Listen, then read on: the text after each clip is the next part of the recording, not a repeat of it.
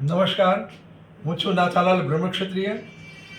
ચિત્રકલાના નિર્ણાયક તરીકે આજે અમારે ઉત્તમપુરા ડાંગિયા શાળામાં આવવાનું થયું છે. જિલ્લા યુવા અને સાંસ્કૃતિક પ્રવૃત્તિઓની કચેરી બનાસકાંઠા જિલ્લામાંથી ખેલ મહાકુંભની અહીંયા સરસ મજાની વ્યવસ્થા થઈ છે. અમારા અહીંયા આચાર્ય શ્રી દિલીપભાઈ સાહેબ ખૂબ નિષ્ણાત આચાર્ય છે અને અમને ખૂબ સરસ હૂંફ આપી છે અને સરસ અમને સાચવ્યા છે. અમને કામ કરવાની બહુ મજા આવી છે.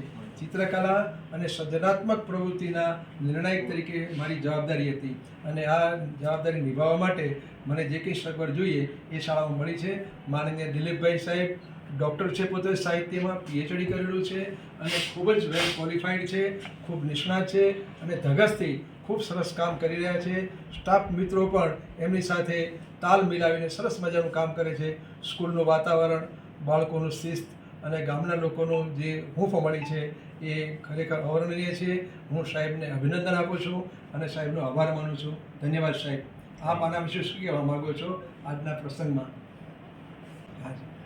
જિલ્લા યુવા અને સાંસ્કૃતિક વિભાગ પાલનપુર દ્વારા આજે અમારી શાળામાં જિલ્લા કક્ષાનો કલા મહાકુંભ યોજાયો, જેમાં આપણા 14 તાલુકાઓમાંથી વિવિધ સ્પર્ધકો દરેક પ્રકારની ઇવેન્ટ લઈને આવ્યા હતા. લગભગ સંખ્યા કહીએ તો 2700 જેટલા બાળકો આજે અમારી સ્કૂલમાં પધાર્યા છે.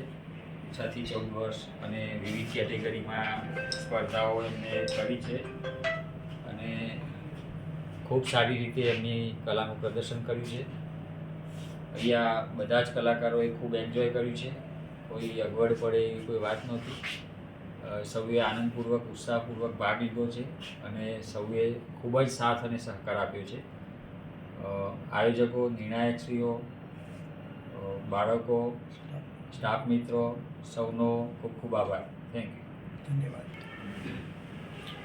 જિલ્લા યુવા અને સાંસ્કૃતિક વિભાગ પાલનપુર દ્વારા જે આયોજન થયું છે તો એમને સરસ મજાનું આયોજન કર્યું છે. એ બદલ એમનો પણ ખૂબ ખૂબ આભાર અત્રે માનું છું.